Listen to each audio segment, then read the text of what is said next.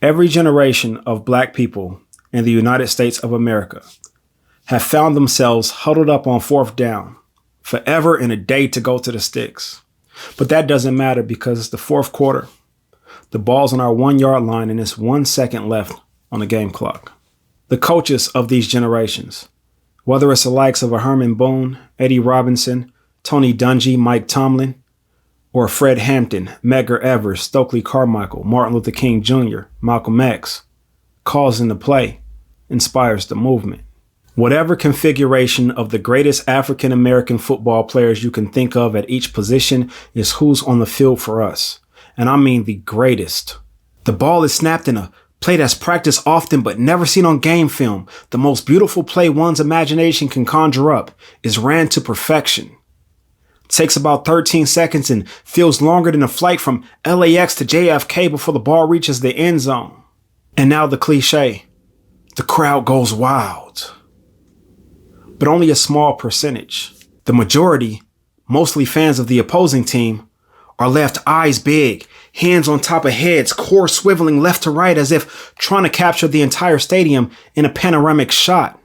Faces carry the type of expressions one cannot rehearse.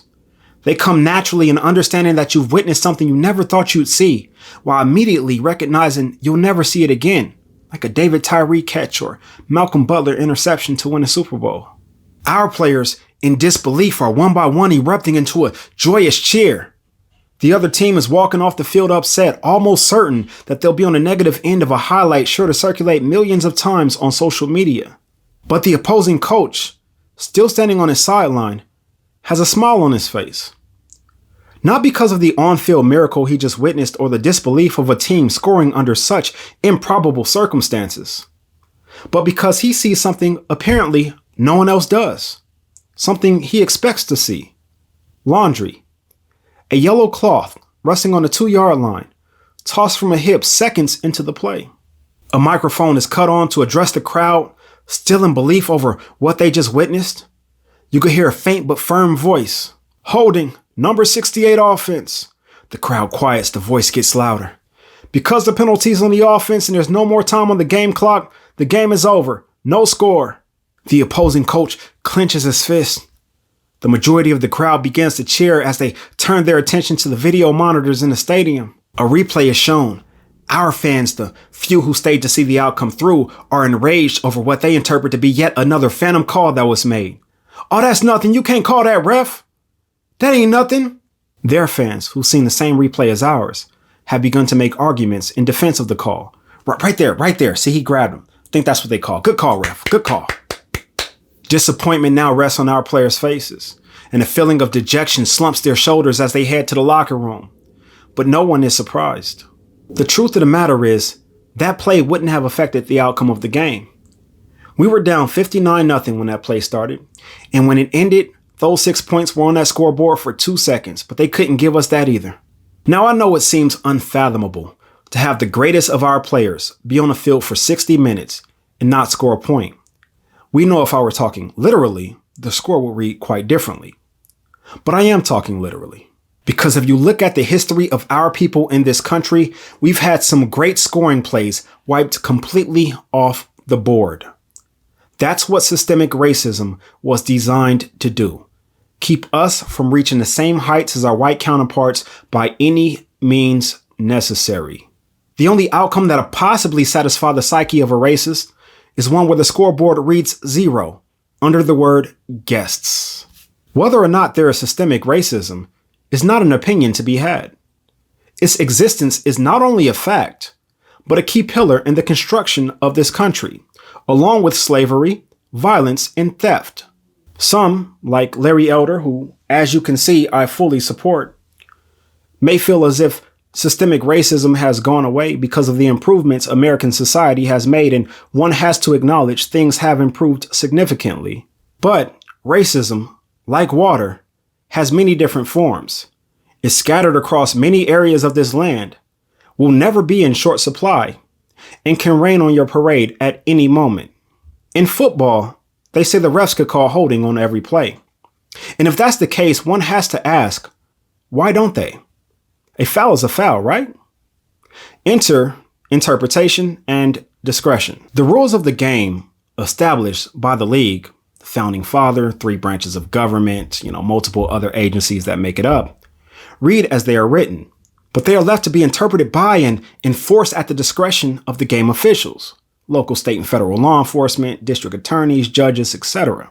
Although there have been some historic blunders made by game officials on the gridiron, most of the penalties called during a football game occur because a foul actually took place. And as unfortunate as those miss or bad calls were, it's just football. Yes, those calls did affect the outcome of the game, and there was a domino effect affecting stats, careers, brands, contracts, etc. But the rules on a football field apply to every team equally. Every season, every team starts off with zeros across the board. 0 wins, 0 losses, 0 stats, zeros on the scoreboard. What happens when the rules of the game literally favor one team over the other? What happens when the scoreboard reads 400-0 at the start of every game of the season? There's only one team that has this scenario as a reality.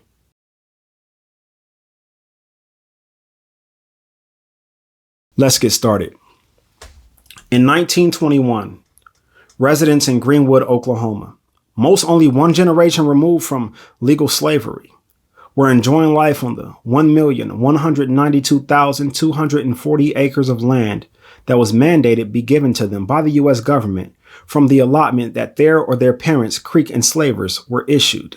The freedmen, as they were officially called, were enjoying life because they had land that enabled them to build their own community, which in 1906 they began to develop into what would eventually become 40-plus blocks of residential and commercial space that they could move about as a free, proud, and dignified people. There were hotels, restaurants, grocery stores, drugstores, a theater, nightclubs, a skating rink, lawyers' offices, doctors' offices, mom and pop shops, and everything else a community needed to sustain itself.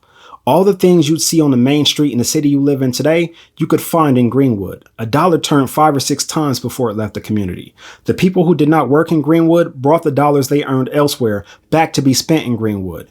It was the wealthiest black community in America. They had a sense of belonging. And if for only on that tiny section of land had what a person of their caste, having only the worst experiences of inhumane treatment and human degradation to judge against, would consider freedom. This would all change when the most protected species in this country, a white woman, was startled when a black man tripped and subsequently touched her while entering an elevator. As with every other race riot, hatred morphed into physical form, to burn as a fuel lit by the all too common incendiary device of false accusation, white people being the name brand in that category. The local Tulsa newspaper reported the incident ripe with falsehoods, sure to stir up the city. And stir up the city would be an understatement. After a tussle over a firearm resulted in shots fired, white men took to Greenwood by land and air, burning and looting homes, killing an unknown number of freedmen. A community of 10,000 people were left homeless. Years of progress, or huge scoring play, was wiped off the board. Encroachment, offense, being too close to a white woman, 5-yard penalty, replay the down. Sure, Larry Elder can say, well, it was rebuilt within 5 years, and that is correct. But that death toll stands. The pain and suffering stands. The emptiness of not knowing what happened to a loved one stands. The indecency of a family not being able to bury a loved one stands. And many of the people who escaped never returned. The resources, time, money, and labor that was used to rebuild could have been used to expand and renovate what was already there. There were thought to be 40 other black townships in Oklahoma alone, not to mention states like North Carolina that also had sprawling black communities. This incident took away their peace of mind. It told them you could do good, but not too good. Of the 40-plus blocks that were a part of the Greenwood community in 1921, there are 10 or so buildings that represent it today. Goose egg on the scoreboard. In the early 1950s, a group of investors formed a plan to build the first integrated hotel casino in Las Vegas, Nevada, one that could accommodate progressive whites as well as the city's black population, who were unable to go into a Las Vegas strip property for reasons other than to work or perform. They were unable to walk the Las Vegas Strip for leisure, although many people didn't back in those days. In 1955, the Mulan Rouge was erected on the city's west side. Joe Louis, the former heavyweight boxing champion of the world, would serve as the official greeter. World-class entertainers like Sammy Davis Jr., Pearl Bailey, Eartha Kitt, the Mills Brothers, and many more would perform in front of huge crowds twice nightly. A third 2:30 a.m. show would be implemented to allow those who performed on the strip to come down and get into the action. Black entertainers who beforehand would do a show at a Las Vegas Strip property, then exit out the kitchen door, then go stay on the west side in someone's spare bedroom, would for the first time be able to enjoy the world-class accommodations that they deserved in this city. It was a huge economic jolt for that side of town, something the people could be proud of. In 1955, just 6 months after opening, workers had arrived at the property to find padlocked doors. It had been shut down by the sheriff for reasons officially unknown. Yet everyone in America knows exactly why. Personal foul, taunting, offense, being great as a people and rubbing it in. 15-yard penalty. Take them damn points off the board. Growing up in Las Vegas, I have not witnessed a time where the West Side was not one of the poorest and most rundown areas of town. Today, the West Side consists of old, unkept homes, housing projects, churches, and vacant lots ripe for gentrification. Not even having a public high school to claim as their own, there is nothing for children who grew up on the West Side to take pride in. The lot where the Mulan Rouge used to sit is now vacant, with talks of rebuilding it being older than me.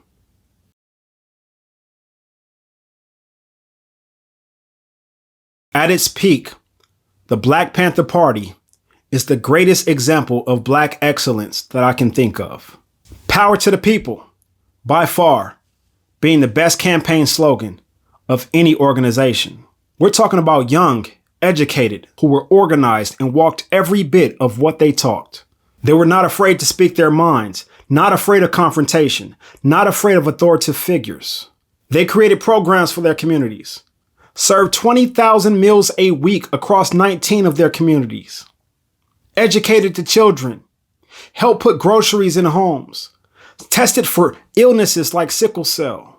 The women were fully on board with the men. They used the resources provided to educate the children. They were up early in the morning cooking breakfast. At one point, they made up 2/3 of the organization. The men were just that. They protected the entirety of the community. They followed police cars to supervise the arrests and stops of Black men to be sure that there was no brutality and that their rights weren't being violated. They opposed the drug peddlers and they clashed with the early gang organizations. They spoke freely on injustices that took place in the community, even marching on California state capitol fully armed. They took to politics, they ran for offices, they organized people of different backgrounds. They understood that 12% of the population could not enact change without allies. They helped the gay cause, they helped the women's rights groups. Huey was the innovative mind, Bobby was the practical mind. Elridge was the great connector, Fred was the great spokesman. When a little black face looked up and they saw a panther, he or she didn't see an enslaved people, an oppressed people, a person whose life wasn't worth anything. They saw in that man or woman a great people, a dignified people, a people full of fighting spirit, a people to aspire to be like. Those black leather jackets, those black dresses, those black afros, them bad mothers, shut your mouth. Our young girls looked up and they saw Angela and Erica and Elaine and Earlene and Kathleen and Barbara and Asada in their natural state of beauty. Something the men seen as being beautiful too. To knock the Black Panther Party off its square was going to take some extraordinary measures. One has no choice but to acknowledge the remarkable job the FBI did with the implementation of its counterintelligence program. To use William O'Neill to infiltrate the party and assassinate Fred Hampton, then turn Huey and Elridge against each other with letters and other forms of false communications created by the FBI, creating factions within the party, factions that would result in the death of other members at the hands of each other. It was a thorough dismantling of the organization. The biggest and most consequential scoring play we have ever made to date, wiped completely off the board.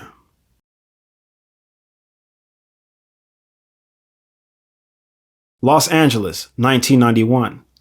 An African-American man named Rodney King was recorded being beaten senseless by 4 white LAPD officers. The recording played on news broadcasts across the nation. African-American communities just knew that this was a score for us. The police had finally been caught doing exactly what we have been complaining about them doing. The video evidence is there. There is no way that they can wiggle out this one. On April 29th, 1992, all 4 officers were acquitted of assault. 3 of the 4 were acquitted of using excessive force. How did the system pull this off? Easy money. The trial was moved to a different county. This allowed jury selection to take place in not only one of the widest areas of the LA Metro, but also an area that a lot of police officers called home. Most importantly, this area would all but ensure there would be no black jurors. The mostly white jury either interpreted the actions of the officers to be justified, or they just simply didn't want to rule against their neighbors. Either way, a black man was nearly beaten to death, and the officers were not held accountable, both being played out on national airwaves for everyone to see. A black community, not completely recovered from the previous penalties on the field of play, the 1964 Watts riots, the crack cocaine epidemic of the 1980s, and in the midst of a deadly wave of gang violence, would take yet another hit.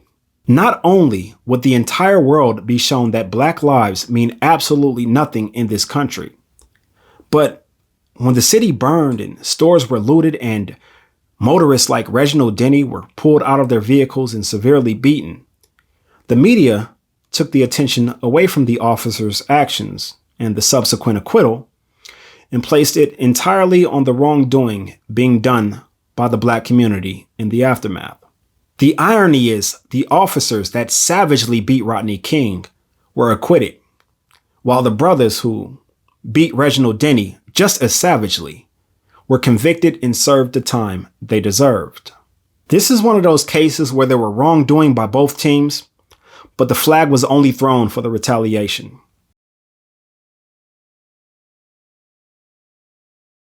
Anyone who believes that systemic racism no longer exists in this country is simply incorrect.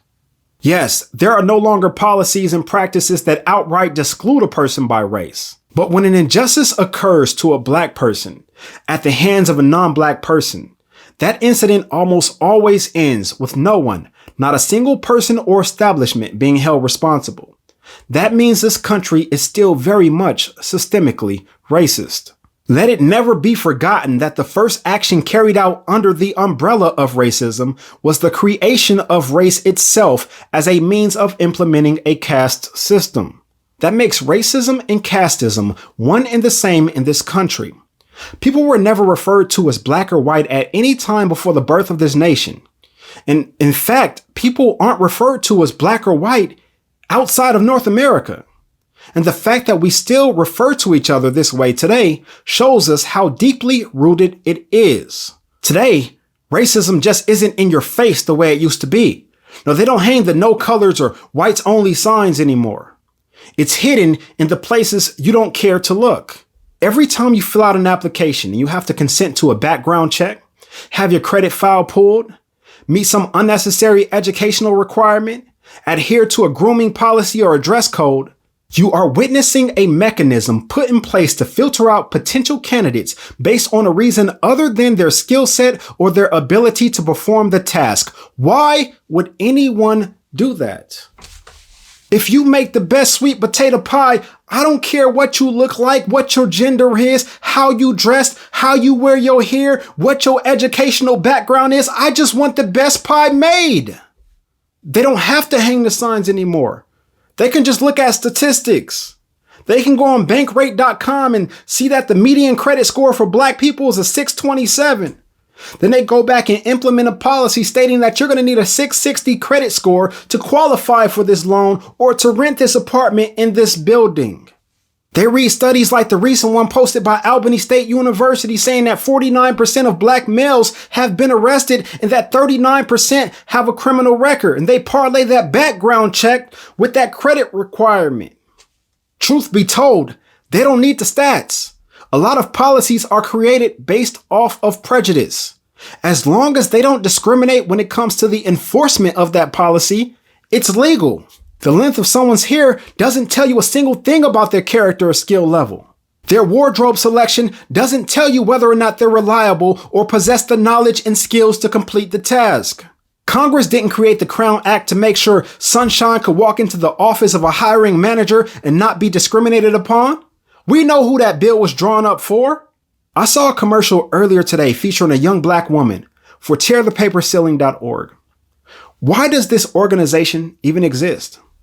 It's because there are a lot of positions that require a degree in higher education that, quite frankly, should not. But if you want to keep black people out your company, then you look at a site like pmpi.org and read that only 22.6% of the people who identify as African Americans 25 years or older obtained a bachelor's degree or higher. You know what you can do to keep black folks out your company. Put a bachelor degree requirement on there and you automatically disqualify 77.4% of us for your $52,000 a year position. Pushing papers. And it does not matter if any of these numbers are correct. As long as they are convincing enough, they'll continue to influence people. The fact that it is 2023 and we could still read in the news that so-and-so is the first African American to achieve such and such, to be elected to this position, to run this company. How long have we been here? So yes, systemic racism is alive and well. Now let me tell you why I don't give a fuck.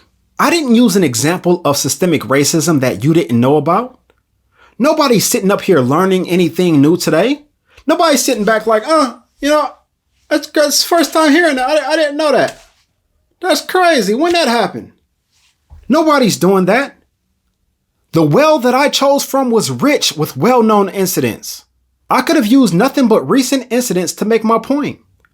I could have broken down how if Trayvon Martin was white or Asian or even Hispanic, how George Zimmerman would be in prison, or even if acquitted, how he would not have had a bidder to auction the murder weapon off to, or a line of people to sign skittle bags for. But then again, we know if Trayvon Martin was anything other than black, we would not know his name because there would have never been an incident because he would have never looked suspicious to someone. I could have kept it 100% on the gridiron and spoke about why Warren Moon had to play the first 5 years of his career in Canada, or wrote the entire piece using nothing but the racism that we seen hone in on Boulder, Colorado this fall. I've been watching sports my entire life. I've never seen so much hatred directed towards a team that was 1-11 the previous year. After 3 wins, I thought America loved an underdog. We watched Rudy damn near every year in class. See, I don't give a fuck because we can identify so many things that was put in place to hold us back. So many things that we could tap and say, that's systemic racism. Yet we walk right into the trap. Usually, when you're well-versed in the areas of study that a test will consist of, you're set up to do well on that test. When the GPS says there's a 45-minute delay on your normal route of travel, you detour because you know the obstacle is there. And if you can't avoid the obstacle, you prepare for it. You leave earlier, you empty out your bladder, you bring extra snacks. When the weather is forecast to be nasty, you prepare for that. You board up your windows, you stock up on your supplies for the next few days. How do we have the information and do nothing with it? They haven't even had to do anything new to trip us up. We still walking right into the old shit. And it's not that they're not doing new shit. I see all kind of ways we getting fucked up in the future. As bad as drugs destroyed our communities over the last 60 years, there should not be a drug dealer amongst us. We should sound like Duterte. Instead, we still out here glorifying the lifestyle. As many young brothers that we have had die over the last 40 years because of gang violence, it's still gang today. We got upstanding citizens putting gang at the end of their last name. It's no longer the Gatewoods, the Johnsons, the Jameses. It's James Gang, Old Lady Gang. As many black men as there have been, who've been hung, lynched, mutilated, barrels put to the back of their heads and triggers pulled over the mere allegations of dealing with or the false accusations coming from a white woman. We still have brothers today who covet. Never mind. Y'all not even ready for that conversation. Systemic racism is not the reason why most of us are failing today. We're doing that on our own. It's like we want to be in the position that we're in.